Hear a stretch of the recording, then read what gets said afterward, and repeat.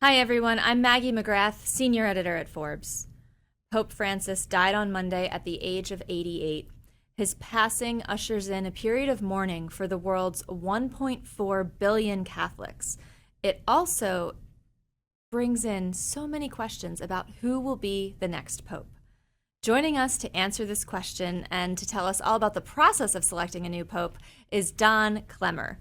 He is a writer and former staffer with the U.S. Conference of Catholic Bishops. Don, thank you so much for being here. Thank you, Maggie. Thank you for having me. So I know the betting markets are going wild, but before we talk about succession in the papal sense, I would love to just get your thoughts on Pope Francis and his legacy. What, in your view, in your mind, will stand out about his years as Pope? Well, Pope Francis was a source of tremendous renewal. He kind of invited the church to return to its roots in the gospel. When he gave the little stump speech that they all kind of give as they're discerning together. Well, one, he only used 3 minutes of his allotted 5 minutes, which endeared him a lot to the other cardinals. But he used the image of, we hear about Jesus knocking on the door of the human heart, but we always assume he's knocking from the outside. This He used the image of like Jesus wants to get out in the world and transform it, and that I really think you found in his pontificate, and these constant calls for a church that is more merciful, a church that accompanies people where they are in the messiness of their lives, a church that is joyful, a church that is humble. These are all kind of massive macro brush strokes, but which have all kinds of implications for how people encounter the gospel and the church in their day-to-day lives. And of course, I think the overarching question about what happens next is how much will the Vatican and the church writ large want to continue that legacy? But that's the existential question. Let's get into the process. So, practically speaking, what happens now? The funeral was announced to be on Saturday. Is there an interim pope for the time being? No, by and large, governance questions go to the College of Cardinals as a whole. Uh, most, nearly all Vatican officials, for the time being, lose their title. Like nobody really has a job right now. There's an official called the Camerlengo who sees to some of the matters of the transition, but really the Cardinals are doing interim management right now. Is it like a presidential transition, or when one party is leaving the White House and a new party is entering, everyone's jobs change?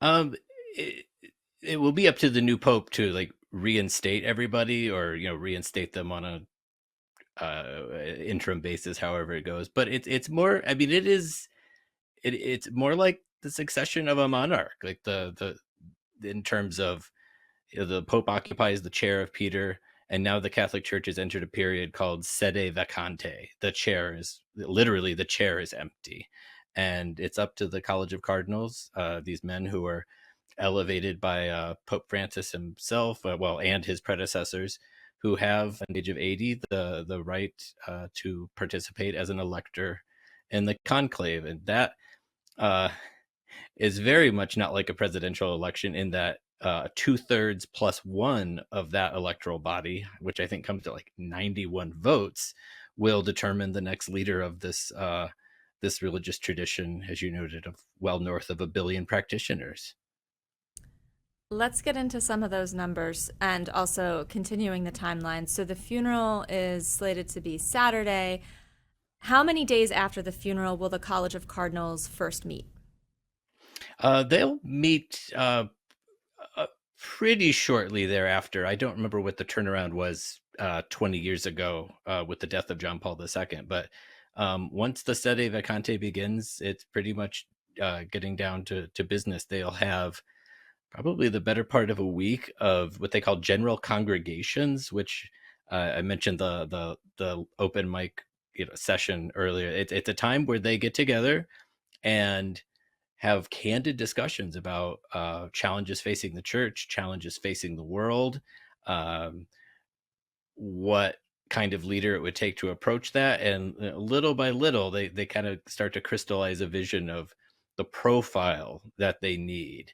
It's not uh, nobody is openly a candidate. It's kind of like everybody's a candidate, but no one is. To be openly campaigning for the job would be, um, you know, tasteless and ambitious, and probably a sign of very bad judgment given the responsibilities that await whoever they choose. And um, so it's yeah, a period of heavy discernment of just so that these things, so that they have some kind of focus when they finally process into the Sistine Chapel for the actual uh, election.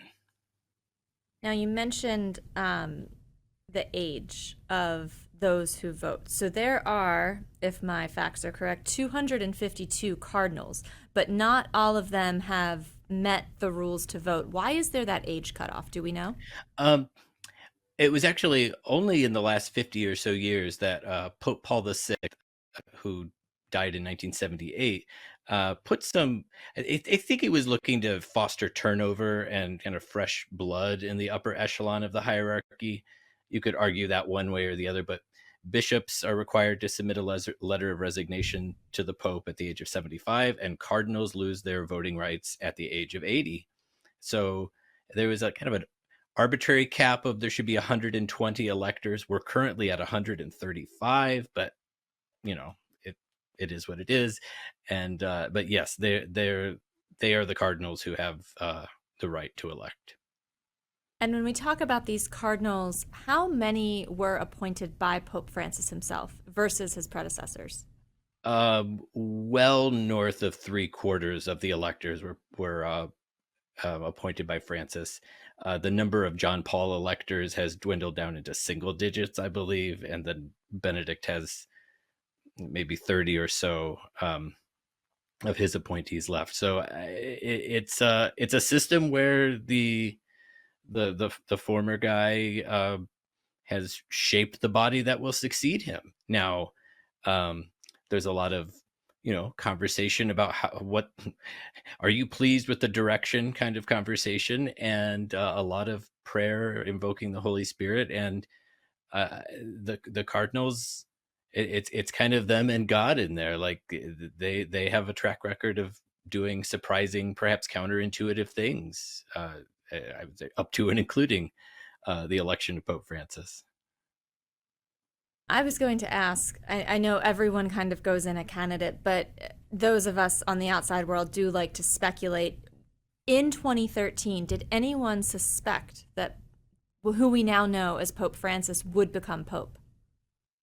Um, I have to give credit where it's due. One journalist who covered the Vatican for many years, John, then of Catholic News Service, um, and his coverage only wrote one candidate profile, and he had apparently very good sources. I can still remember seeing the headline, which was a runner-up from last time might get a fresh look or something like that, and his sources were saying, "Oh, we might be looking at Bergoglio," and he had posited that they were saying as a backup plan or something, because he was not a media candidate in the sense of like the names with baseball card stats next, and uh, it turned out he was the first pick of a critical mass of Cardinals going into that election. So the real answer to your question is no, he was not on people's radar. And it was the exception that someone had Bergoglio's number. Bergoglio, of course, being Francis's name before The he late took Pope the name. Francis, yes. The late Pope Francis, just for folks who haven't been reading as much as you and I have. Okay, and I will hedge this using a quote that you used in one of your pieces of coverage, which is that there's an Italian saying that he who enters the conclave a pope exits a cardinal, and that it is a fool's errand for journalists to speculate who will become pope. So we're framing the conversation recognizing this might be a foolhardy game, but in your view, and you've written about this, who do you see as the contenders for the papacy? There's a lot of conventional wisdom that says like one of the cardinals from the Philippines who works in the Vatican, Luis Antonio Tagle, has all the makings of.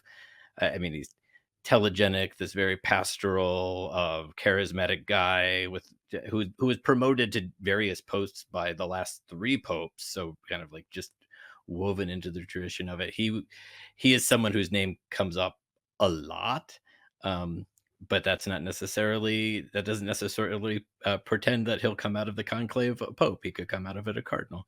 Um, Other names that come up include, oh shoot, uh, well, I mean, there's always the questions that get tossed around are like, will the papacy ever go back to Italy? Should we be looking at, because they still have more cardinals than any other country.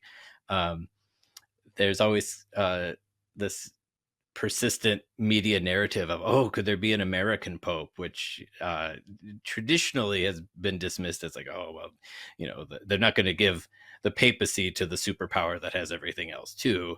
Um, Although in 2013, the Cardinal Archbishop of Boston, Cardinal Sean O'Malley, apparently was not only a media candidate. There were people prepared to uh, actually vote for him.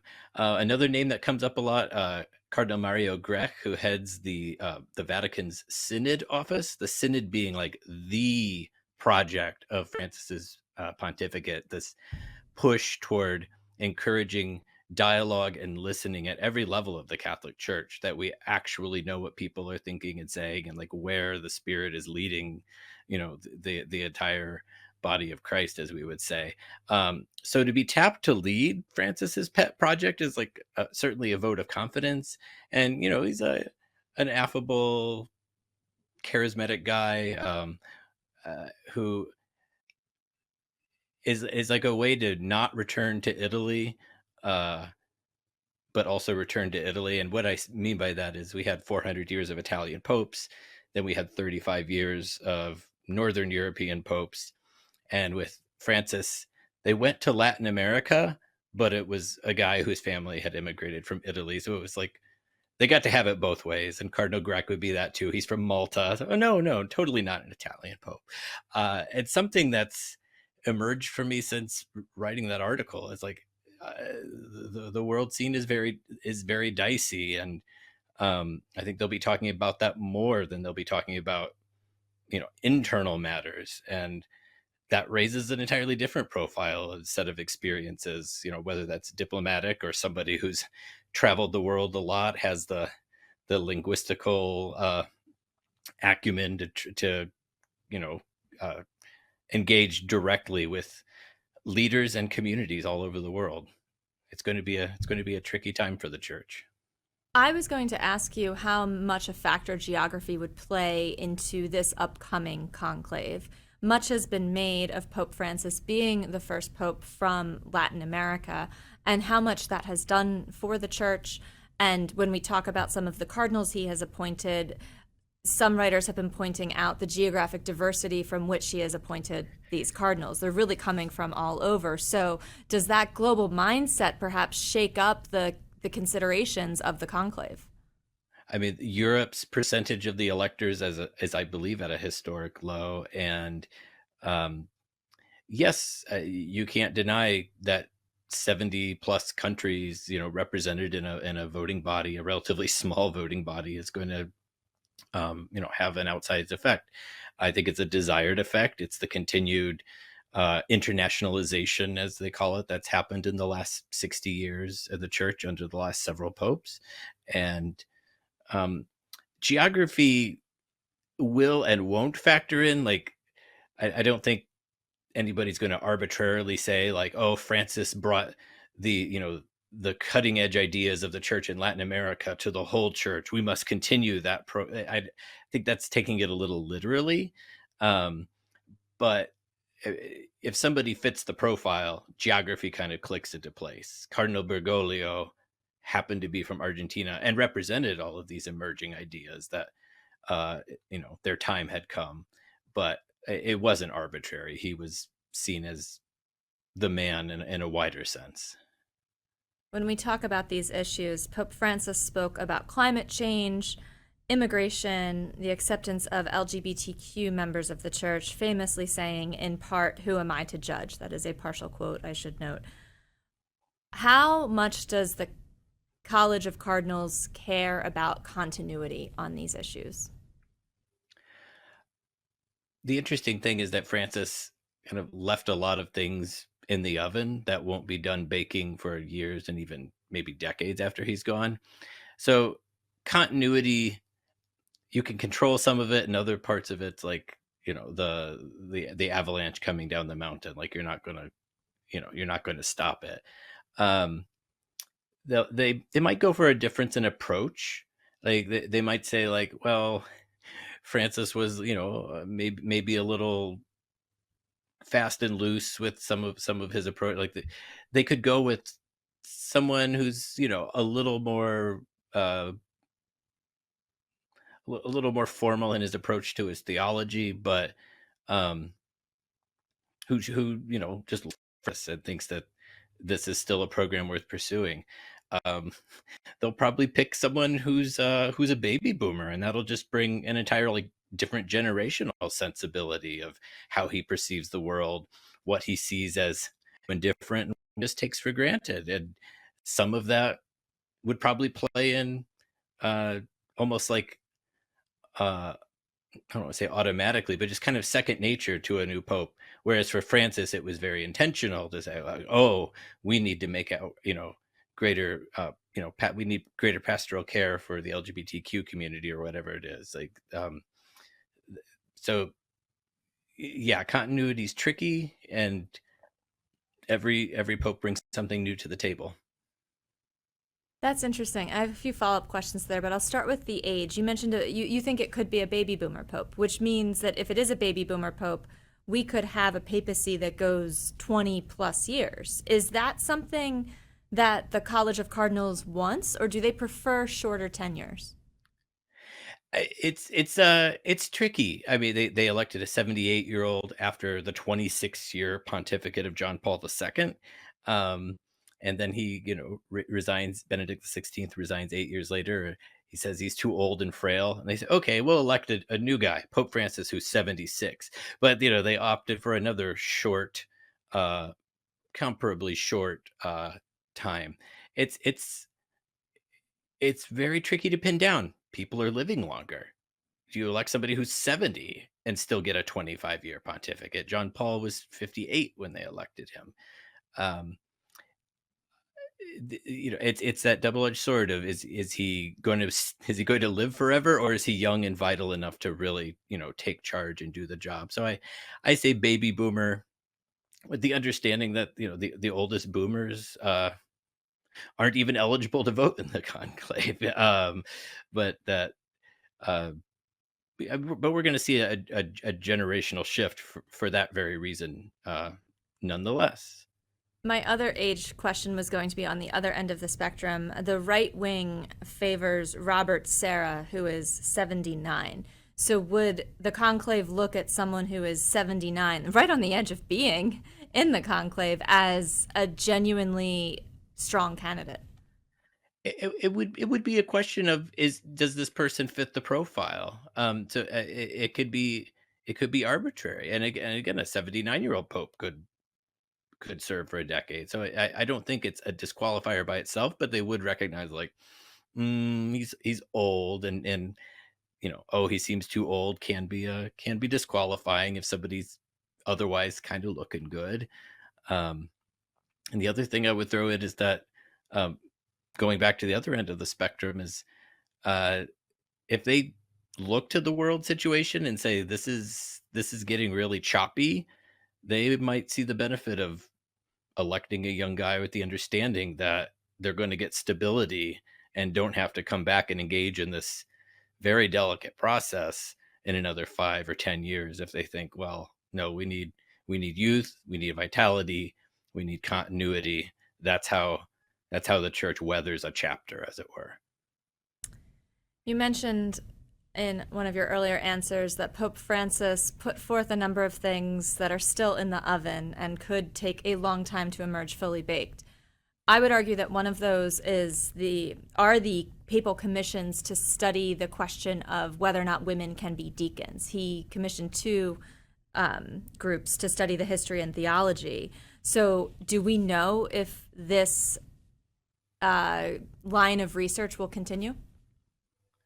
Uh, I mean, a new pope could theoretically stop something in its tracks, or let it run its course and just kind of sit on it. Uh,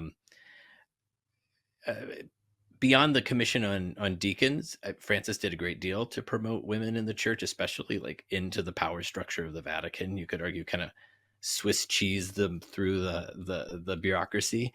Um, that will continue, and that I think reflects how Francis was a big believer in culture shifts. Like he knew if he took on hot button issues head on, that it would almost create too much scar tissue for the church to really deal with that change.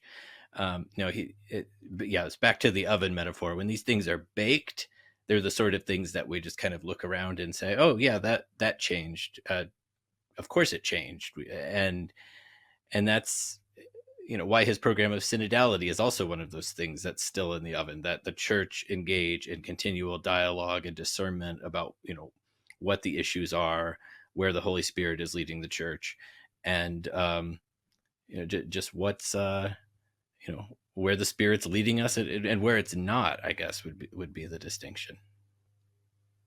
Another one of the issues that has come up in the last few days, the Survivors Network for those abused by priests has called for the next pope to have no history of covering up sexual abuse and to also call for a zero tolerance policy. Is there any cardinal who fits those parameters, in your view? I don't think I could definitively rule anybody out or in, just having not looked closely at those records. But I think the thing that comes to mind was during the 2013 election, one of the U.S. cardinals noted that the new pope has to be free in the sense of like his decisions are his own.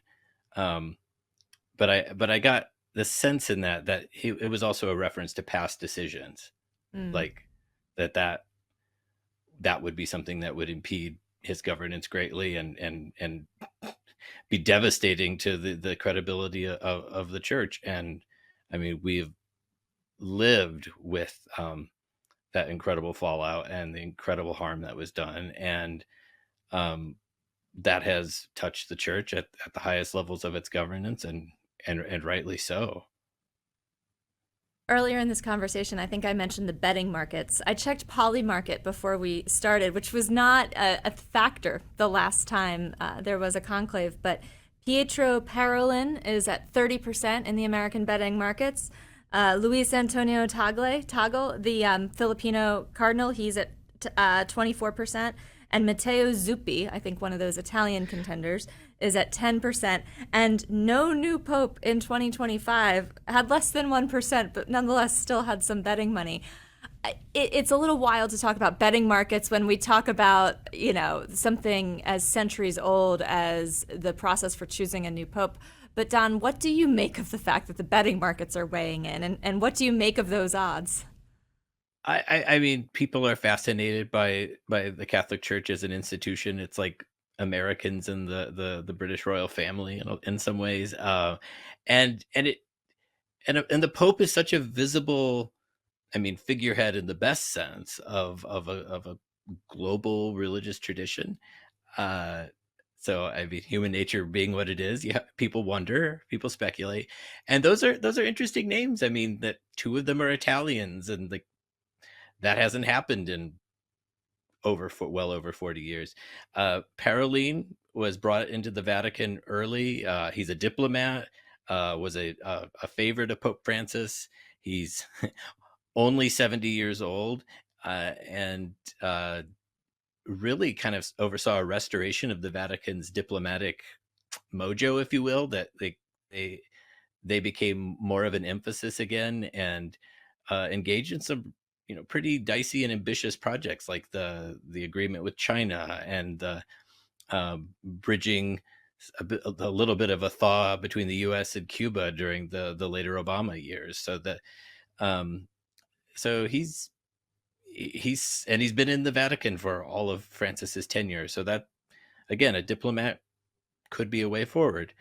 Matteo Zuppi, one piece I read, I mean, he's a diocesan archbishop, but one piece I read on him was that he has written favorably of both outreach to the LGBTQ community and the Latin Mass. And the argument being that he could, be some kind of bridge figure who kind of holds all of the complexity of this, vast tradition in himself. And that's ultimately the Pope's job, is to be a ministry of unity, that, every bishop on the planet could say, I'm in communion with the Bishop of Rome, and therefore I'm a Catholic bishop. Like, that is the job. And the Pope then carrying the Catholic tradition into each moment in history, and kind of mediating that encounter. That's an interesting perspective. I have one final question for you. We've used the word conclave, lowercase c, but of course, Conclave, uppercase C, was an Academy Award-winning film. For folks who have seen the movie, may not have grown up in the Catholic faith, and are now following the headlines, how much of that movie is accurate and will be unfolding in the coming days, and or how careful should people be if they watch it tonight, and should they not assume that what they watched on screen is what's going to happen in Rome soon? Definitely some oversimplifications and maybe some amping up of the palace intrigue. I enjoyed the movie perfectly, and I see we're both wearing our cardinalacial red today. And it there were elements of it that were almost a little chilling as like a future history, in terms of um, the way they talked about the recently deceased pope suggested that he was a man of wisdom who believed in complexity of issues, and it just moved the church forward. Um, but are there going to be rather hard-hitting conversations behind the scenes? Sure. Like, they have a big decision ahead of them, and these are real people, for better or worse, and they've got a job to do. Yeah, was it oversimplified? Sure, but a fascinating portrayal. I lied. That was my penultimate question. My final question is, do we know how long the conclave will last? Is there a date by which we can expect to, for sure, have a decision? That would be another one of those fool's errands. You had conclaves in the 20th century go from as few as 3 rounds of balloting. So after every round, they burn the ballots and there's smoke, and to like 8 or 9, I believe, in the 1958 conclave, where they really had no idea where to go after Pius XII. It all worked out. In the 21st century, they've lasted about 2 days. 4 rounds of voting for Benedict XVI, 5 rounds of voting for Francis. That would be considered pretty fast. And I think a lot of that is owed to the fact that they do engage in serious discernment and discussion ahead of it, so that they've got it crystallized in their mind, like, okay, we know what we need to do. Come, Holy Spirit, write the name down. And that's key. Well, we will have to have you back once we know for sure who the College of Cardinals has elected. But in the meantime, Don Clemmer, thank you so much for joining us and breaking this down for us. We so appreciate your time. Thank you so much, Maggie.